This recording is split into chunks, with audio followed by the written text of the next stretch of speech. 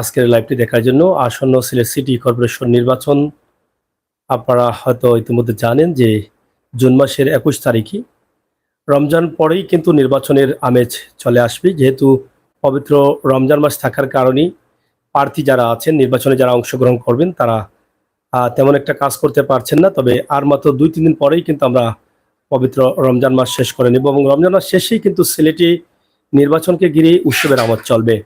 এবং ইতিমধ্যে আপনারা জানেন যে সিলেট সিটি কর্পোরেশনের নতুন অন্তর্ভুক্ত প্রায় 15টি ওয়ার্ড যুক্ত করা হয়েছে এবং সিলেটের বিভিন্ন জায়গায় কিন্তু নতুন নতুন প্রার্থীরা অংশগ্রহণ করছেন নতুন ওয়ার্ডে নির্বাচিত হওয়ার জন্য এবং কাউন্সিলর হওয়ার জন্য। আমরা ঠিক একইভাবে আজকে সিলেট সিটি কর্পোরেশনের নতুন অন্তর্ভুক্ত 3টি ওয়ার্ডে সংরক্ষিত মহিলা আসনের কাউন্সিলর প্রার্থী হিসাবে যিনি অংশগ্রহণ করেছেন ডলি বেগম, সিলেট সিটি কর্পোরেশনের 37, 38 এবং 39 নং ওয়ার্ডের মহিলা কাউন্সিলর প্রার্থী ডলি বেগমকে নিয়ে আমরা কিন্তু আজকে এই মুহূর্তে লাইভে অংশগ্রহণ করেছি। আপনাদেরকে অবশ্যই ওনার যে স্বপ্নগুলো আছে সেগুলো তুলে ধরবেন এবং ওয়ার্ডবাসীর উদ্দেশ্যে কিছু কথা বলবেন, তিনি কেন নির্বাচনে অংশগ্রহণ করেছেন। এই প্রশ্নগুলো কিন্তু আমাদের থাকবে, আমরা আরো প্রশ্ন করবো, অবশ্যই আপনারা আমাদের সাথে যুক্ত থেকে সহযোগিতা করবেন। তো আপনাকে অসংখ্য ধন্যবাদ। আমরা প্রথমত চাই আপনি আপনার দর্শক বা ওয়ার্ডবাসী যারা আছেন তাদের উদ্দেশ্যে দুই একটি কথা বলেন। বিসমিল্লাহির রহমানির রহিম। আসসালামু আলাইকুম। আপনারা ইতিমধ্যে জেনেছেন যে আসন্ন সিলেট সিটি নির্বাচনে 37, 38 ও 39 নং ওয়ার্ডের আমি একজন মহিলা কাউন্সিলর পদপ্রার্থী। সেই হিসাবে আমি দেশের সর্বস্তরের জনগণের কাছে আমি দোয়া প্রার্থনা করছি। আর মানব সেবা আমার ছোটবেলা থেকেই অভ্যস্ত। আমি যখনই সময় পাই, যেটুকু সুযোগ পাই, নিজের সামর্থ্য অনুযায়ী আমি জনসেবা করি। তো এটা একটি মহৎ উদ্দেশ্য নিয়ে দাঁড়াইছি কাজ করার জন্য। তো আপনারা সবাই মিলে আমাকে সহযোগিতা করবেন, দোয়া করবেন। দর্শক, ডলি বেগম, মোসাম্মদ ডলি বেগম, তিনি 37, 38 এবং 39 নং ওয়ার্ডবাসীর পক্ষ থেকেই তিনি নির্বাচনে অংশগ্রহণ করেছেন এবং আপনাদের সকলের সমর্থন তিনি আশা করছেন।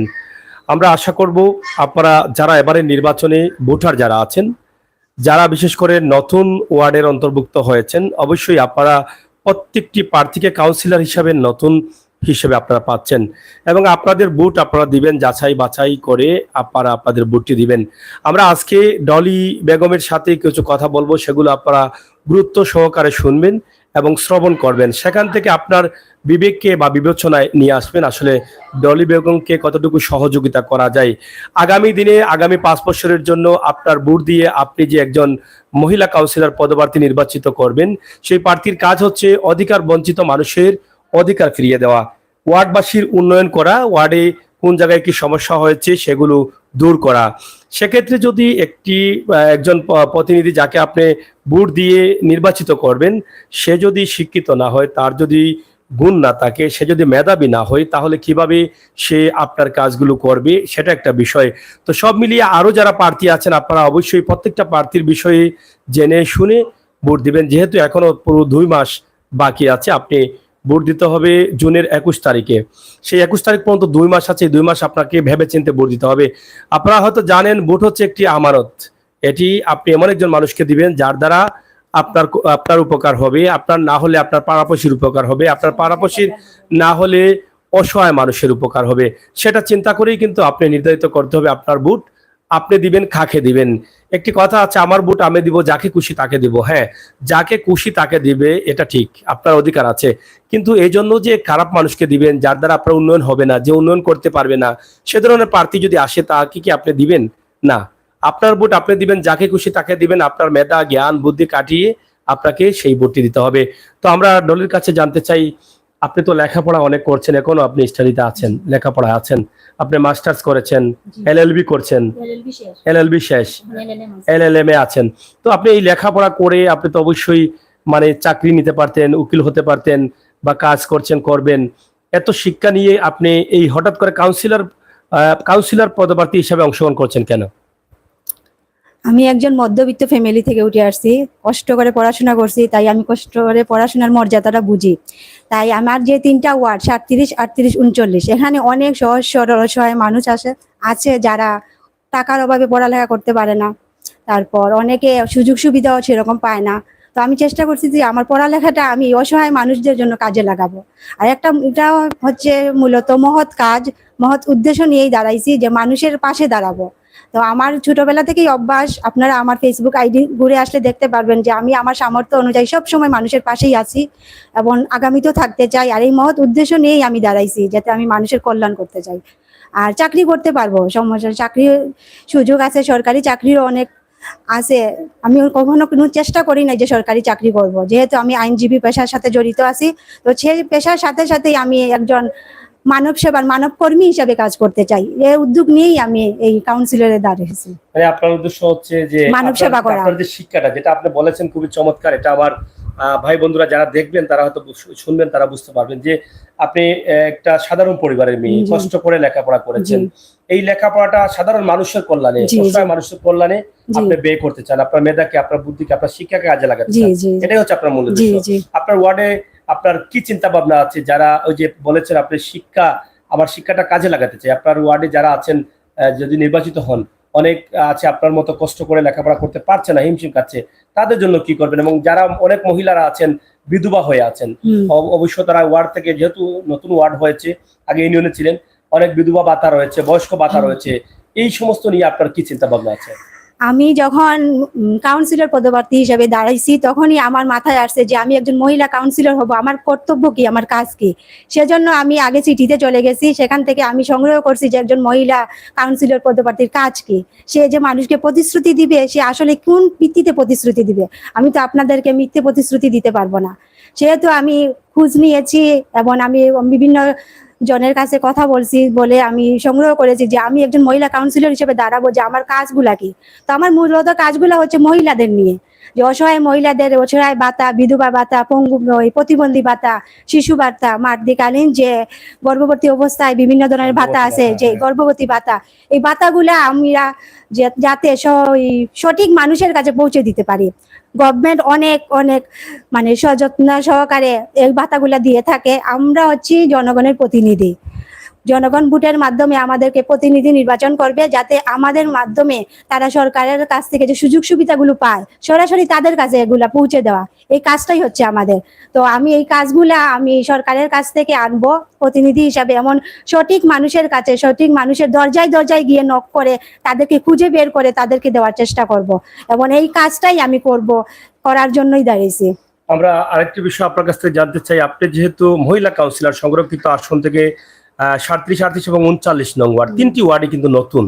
এই তিনটি ওয়ার্ড সম্বন্ধে আপনার কতটুকু ধারণা রয়েছে, এবং তিনটি ওয়ার্ডে যে শিক্ষা খাত যেটা আছে, শিক্ষা খাত নিয়ে আপনার কোনো চিন্তা ভাবনা আছে কিনা? এবং যারা অনেক যুবতীরা আছেন যারা লেখাপড়া করেছেন, চাকরি পাচ্ছেন না, তাদের কোনো প্রশিক্ষণ তারা নিতে পারছেন না, সরকারিভাবে বিভিন্ন প্রশিক্ষণের সুবিধা আছে, এ নিয়ে কিন্তু আপনার কোনো চিন্তা ভাবনা আছে কিনা?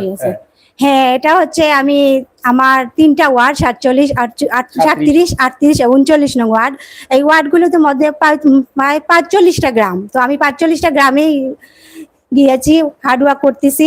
তো এখানে সবচেয়ে বড় যে সমস্যাটা হচ্ছে পানির সমস্যা।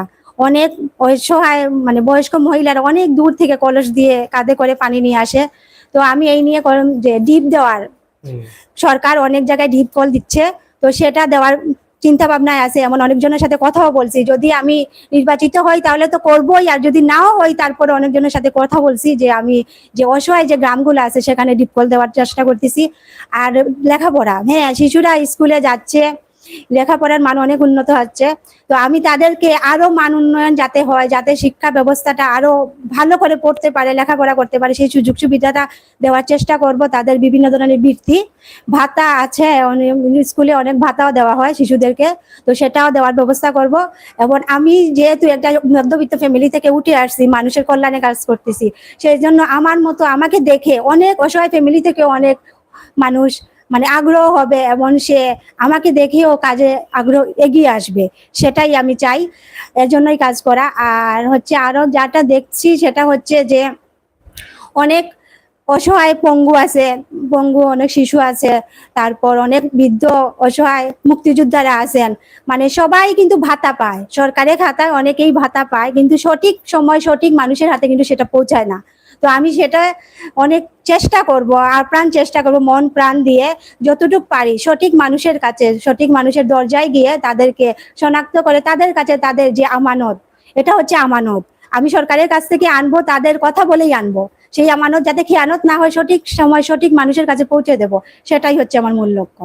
আপনার রাস্তাঘাট নিয়ে যেহেতু কতটা গ্রাম বলছেন আপনার এখানে? 45টা গ্রাম। 45টা গ্রাম, তাহলে তো ইতিমধ্যে আপনি অনেক জরিপ করেছেন আপনার এই 45টা গ্রামে, এবং আপনি বলেছেন যে ইতিমধ্যে আপনি গিয়েছেন। জি, আমি যাওয়া হয়েছে। এই 45টা গ্রাম নিয়ে মানে যোগাযোগ ব্যবস্থার বিষয় মানে কি দেখলেন? রাস্তাঘাটের যোগাযোগ ব্যবস্থা বা ড্রেন, জলাবদ্ধতা? হ্যাঁ, জলাবদ্ধতা আছে। কি চিন্তা ভাবনা আপনার? আমাদের 37 নম্বর ওয়ার্ডটা অনেক উন্নত, সবচেয়ে বেশি 38 এবং 39 নং ওয়ার্ডটা, যে ভিতরের দিকে গ্রামগুলা, এগুলা আসলে একটু পানি উঠলেই দেখছি জলাশয় হয়ে যায়। বিগত বন্যার সময় প্রায় মানুষের বাসায় পানি উঠছে, আমি দেখছি ওয়াল পর্যন্ত পানি। তো আমি তাদের এই জলাশয়গুলা নিরাময় করার চেষ্টা করব এবং যে রাস্তাঘাটের উন্নয়ন করব, এটা হচ্ছে মূলত পুরুষ কাউন্সিলরের কাজ। তো ওনারা যখন একজন মেয়রের কাছ থেকে কাজ আনবেন, আনার জন্য রিকোয়েস্ট করবেন, তখন মেয়র সাহেব ওনাদের কাজ দেবেন, আমি তাদের সাথে থেকে কাজটা করব। পরবর্তীতে যদি দেখা যায় যে কোনো কারণে ওনারা ওনাদেরকে কাজ দিচ্ছেন না বা কাজ, তখন আমি এই পুরুষ কাউন্সিলরের পাশে দাঁড়িয়ে ওনার জন্য, ওনার পক্ষ হয়ে কথা বলে, দরকার হলে আমি নিজে পরিশ্রম করে কাজ এনে, আমরা ভাই বোন, পুরুষ কমিশনার হোক, আমি ভাই বোন মিলে আমরা এই 45টা ওয়ার্ড যাতে মডার্ন স্মার্ট একটা ওয়ার্ড হয়, রাস্তাঘাট উন্নত হয়, পানি নিষ্কাশন হয়, সেগুলো দূর করার চেষ্টা করব। কথাগুলো খুবই চমৎকার এবং ঝকঝকে, একদম ক্লিয়ার। আসলে একজন কাউন্সিলর হঠাৎ করে এসে দাঁড়াবেন, কিছু জানেন না, অভিজ্ঞতা নেই, সেটা কি করে হয় সেটা কিন্তু আমাদের বোঝা লাগবে। যে আজকে ডলি যে কথাগুলো বলেছেন, যে আমি যখন নির্বাচনে অংশগ্রহণ করার জন্য চিন্তা ভাবনা করলাম, জনসেবাকে আবাদত হিসাবে মেনে নিলাম, এখন আমি কাউন্সিলর হয়ে আসবো, আমার করণীয় কি এটা তো আমাকে আগে বুঝতে হবে। আমি কোন কোন কাজ করতে পারি, কোন কোন করতে পারবো, সেগুলো নিয়ে কিন্তু তিনি ধারণা ইতিমধ্যে নিয়েছেন এবং আপনাদেরকে দিয়েছেন, সেটা নিঃসন্দেহে আপনারা শুনেছেন। এতে কোনো ত্রুটি নেই, আপনাদের বুঝতেও কোনো অসুবিধা নেই। তাছাড়া বিধবা ভাতা এবং গর্ভবতী ভাতা সহ অন্যান্য যে পঙ্গ ভাতা, মুক্তিযোদ্ধা ভাতা সহ বিভিন্ন ধরনের সুযোগ সুবিধা সরকার দিয়ে যাচ্ছেন। তিনি একদম স্পষ্ট ক্লিয়ার বলে দিয়েছেন যে সঠিক সময় মতো হয়তো তাদের কাছে তাদের এই দাবিটা বা তাদের অধিকারটা তারা পাচ্ছেন না, সেই অধিকারটা তিনি নিজে গিয়ে সেটা পৌঁছে দেওয়ার চেষ্টা করবেন, সেটাই ওনার মূল উদ্দেশ্য।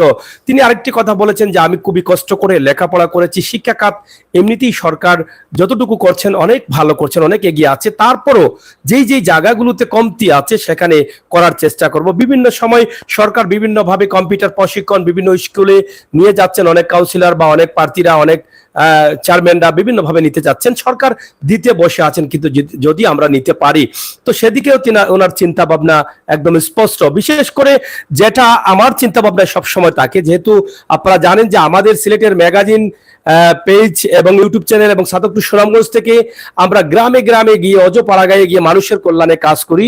এটা আপনারা সাক্ষী আছেন, হাজার হাজার পরিবার নিয়ে আমরা মানুষের কল্যাণে কাজ করে আসছি, অসহায় মানুষ নিয়ে কাজ করি। সেক্ষেত্রে দেখা গেছে বিভিন্ন গ্রামে পানির বড় সমস্যা।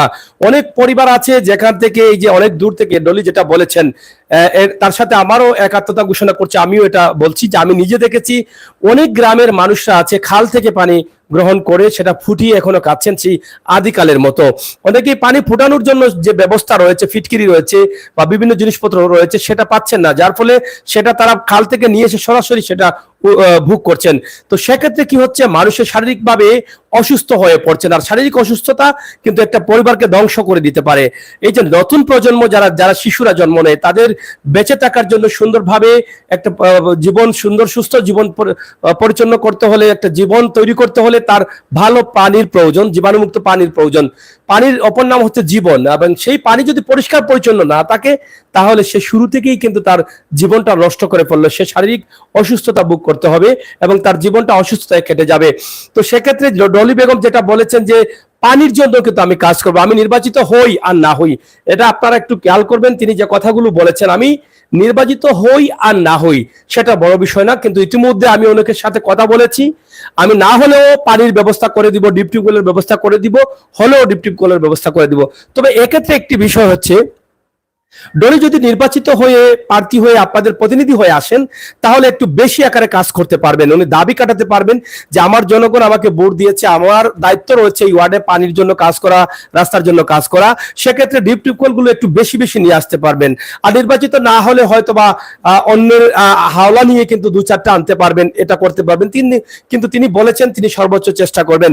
তো সব কথা মিলিয়ে আপনাদের আরো প্রার্থী যারা আছেন তারাও কিন্তু হয়তো আমাদের লাইভে আসবেন, আপনারা অনেকের লাইভে দেখবেন, তারা আপনাদের সামনে যাবেন, তাদের কথাগুলো বিবেচনা নিয়ে আসবেন। যেহেতু নতুন ওয়ার্ডগুলো, সেই নতুন ওয়ার্ডে যদি যাত্রাটা হয় আমাদের শুরু ভালোটা, যার ভালো শুরু তার শেষও, যার শুরুটা ভালো হয় তার শেষও ভালো হয়, একটা কথা আছে আমাদের মাঝে। এই নতুন ওয়ার্ডে যারা নির্বাচিত হয়ে আসবেন আমাদের শুরুটা যেন ভালো হয় এবং আমাদের শেষটাও কিন্তু ভালো হবে, এটাই কিন্তু আমরা প্রার্থনা করব, আশা করব। তো প্রিয় দর্শক সাথে থাকুন। আমরা যেটা বলেছিলাম যে ডলি একজন শিক্ষিত মেয়ে, তিনি এলএলবি করছেন, এলএলএম করছেন, তিনি একজন অ্যাডভোকেট হবেন এবং সেখানেও কিন্তু মানুষের কল্যাণে কাজ করতে পারবেন।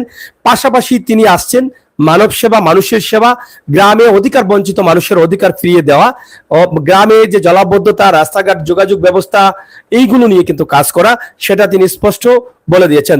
তো ডলি, আর তো কয়েকদিন পরে ঈদের পরে তো আপনারা মাঠে একদম পুরোপুরি দমে নামবেন আপনারা নির্বাচনের জন্য।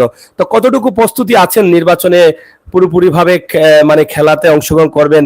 এবং অনেক প্রার্থী আছেন প্রথমত হয়তো তারা একটু আলোচনায় আসেন যে আমি নির্বাচনে অংশগ্রহণ করবো, পরবর্তী তারা আবার দেখা যায় যখন নমিনেশন দেওয়ার সময় আসে তারা থাকেন না। তাও আসলে কতটুকু চিন্তা ভাবনা আছে আপনার যে আপনি থাকবেন এবং আপনি নির্বাচনে অংশগ্রহণ করবেন এবং বিজয় কতটুকু আনতে পারবেন?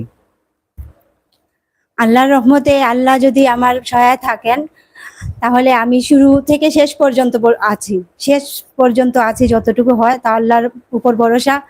আর আমি বিশ্বাস করি যেহেতু আমার মন পরিষ্কার, আমি কাজ করার উদ্দেশ্য নিয়ে দাঁড়াইছি, সেহেতু আল্লাহ আমাকে সাহায্য করবেন আর জনগণই আমাকে ভোট দিয়ে জয়যুক্ত করবেন ইনশাআল্লাহ। ডলি, আমরা একটি বিষয় আপনার কাছ থেকে জানতে চাই যে আসলে ভোটটা কি মানুষের মন থেকে আপনাকে দিতে চাও না আসলে কিভাবে নিয়ে আসতে চাও? অনেক তো অনেকভাবে অনেক কথা উড়ায় যে কারো টাকা আছে, পয়সা আছে, কারো এভাবে আছে, সেভাবে আছে, ক্ষমতা আছে, বহুত কিছু আছে। তো তোমার তো আমি দেখছি ক্ষমতা একটাই, তুমি শিক্ষিত, তোমার শিক্ষাটা আমার মনে হয় অনেক এগিয়ে আছো শিক্ষার দিকে তুমি। আর যেহেতু উকিল হয়ে যাচ্ছে, উকিল হবে, আর উকিলটা তো অনেক বিষয় জানে এবং তুমি কাজও নিয়ে আসতে পারবে, সব লাইনটা তোমার জানা আছে এবং অনেক শিক্ষিত মানুষের সাথে এবং অফিসিয়াল কর্মকর্তা যারা আছেন দায়িত্বশীলের সাথে পরিচয় আছে। তো আসলে কিভাবে তুমি ভোটটা তোমার ওয়ার্ডবাসীর কাছে তুমি চাচ্ছ? আমি যেহেতু একটা মধ্যবিত্ত ফ্যামিলির মেয়ে, কোনো জব করি না, সেহেতু আমার ইনকাম সোর্স নাই। আমি টিউশন করি প্লাস কোর্টে আসছি অ্যাপ্রেন্টিস লয়ার হিসাবে। তো আমার টাকা পয়সা নাই, আমি জনগণের কাছে টাকা দিয়ে বুট কিনতে পারবো না। তবে জনগণের কাছে আমি চাইবো আপনারা অন্তরস্থ থেকে আল্লাহর বাস্তে আমাকে বিক হিসেবে একটা আপনাদের মূল্যবান আমানত ভিক্ষা হিসাবে দিবেন, যাতে আমি আপনাদের কল্যাণে কাজ করতে পারি, সমাজের কল্যাণে কাজ করতে পারি, অসহায় মানুষের পাশে দাঁড়াইতে পারি। এটাই চাইবো, আর কিছু চাওয়ার নাই। আল্লাহর বাস্তে আপনারা ভিক্ষা হিসাবে আমাকে একটা বুট দিবেন এবং আপনাদের কল্যাণে কাজ করার একটা সুযোগ করে দিবেন। মানুষের কল্যাণে কাজ করা এটা হচ্ছে ইবাদত। আমরা বিভিন্ন ভাবে মানুষের কল্যাণে কাজ করতে পারি, কিন্তু দায়িত্বে থাকলে একটু বেশি করা যায় এবং সুযোগটা বেশি নেওয়া যায়। তো ডলি এটাই চাচ্ছেন যে দায়িত্বটা পাওয়ার পরে হয়তো বেশি মানুষের কল্যাণে কাজ করতে পারবেন। ছোটবেলা থেকে মানুষের কল্যাণে কাজ করার একটা চিন্তা ভাবনা নিয়েই কিন্তু বড় হয়েছেন এবং সেই চিন্তা ভাবনা মাথায় রেখে কিন্তু শিক্ষাটা গ্রহণ করেছেন এবং সেই শিক্ষাটা মানুষের কল্যাণে ব্যবহার করতে চান। তিনি সেটা স্পষ্ট বলে দিয়েছেন যে আমার শিক্ষাটা যেন আমি অসহায়, অধিকার বঞ্চিত মানুষের কাজে লাগাতে পারি। তো প্রিয় দর্শক, এটা শুধু সামাজিক পাবে না, এটা আমরা যেখানে যে পৃথিবীতে আছি, আমাদের যে নবী মুহাম্মদ সাল্লাল্লাহু আলাইহি সাল্লাম, সেই নবীর উম্মত হিসাবে পৃথিবীতে আমরা এসেছি। শেষ নবী প্রিয় নবী মুহাম্মদ সাল্লাল্লাহু আলাইহি সাল্লামের উম্মত, আমরা শেষ উম্মত হিসাবে। আমার নবী করিম সাল্লাল্লাহু আলাইহি সাল্লাম নির্দেশ দিয়েছেন মানুষের সেবা এই পৃথিবীতে উত্তম সেবা। মানুষের সেবা সবাইকে করতে হবে, মানুষের সেবার চাইতে আর বড় সেবা হতে পারে না। তাই হয়তো এটাকে অনেকভাবে আমরা এটা মেনে নেই, সামাজিক দায়িত্ব থেকে, নৈতিক দায়িত্ব থেকে, মানসিক থেকে, মানুষ হিসাবে এবং আমার নবী করিম সাল্লাল্লাহু আলাইহি সাল্লামের নির্দেশ থেকে। তো আমরা এটাই আল্লাহ তাআলার কাছে প্রার্থনা করব, আল্লাহ তাআলা যেন এমন ব্যক্তির হাতে ক্ষমতা দেন যেই ব্যক্তির দ্বারা অধিকার বঞ্চিত মানুষ অধিকার ফিরে পাবে, অসহায় মানুষগুলো তার অধিকার তার হাতে পাবে এবং অসহায় মানুষের পাশে আমরা যেন যেতে পারি, সেরকম মানুষকে যেন আল্লাহ তাআলা নির্বাচিত করেন। তো প্রিয় দর্শক, সিলেটের magazine Facebook page, YouTube channel সাদক টু সুনামগঞ্জ থেকে আমরা যে লাইভটি আপনাদের কাছে তুলে দিয়েছি। যদি ডলির কথাগুলো আপনাদের ভালো লাগে তাহলে অবশ্যই এই ভিডিওটি মানুষের কাছে, ওয়ার্ডবাসীর কাছে পৌঁছে দেওয়ার জন্য আপনাদের সকলের সহযোগিতা কামনা করছি। আপনারা শেয়ার করবেন। আর বিশেষ করে যে কথাগুলো আগে বলেছিলাম সেই কথাগুলো আপনারা একটু গুরুত্ব সহকারে শুনবেন, কারণ ডলি যে কথাগুলো বলেছেন সেখান থেকে আপনারা অনেক কিছু খুঁজে পাবেন।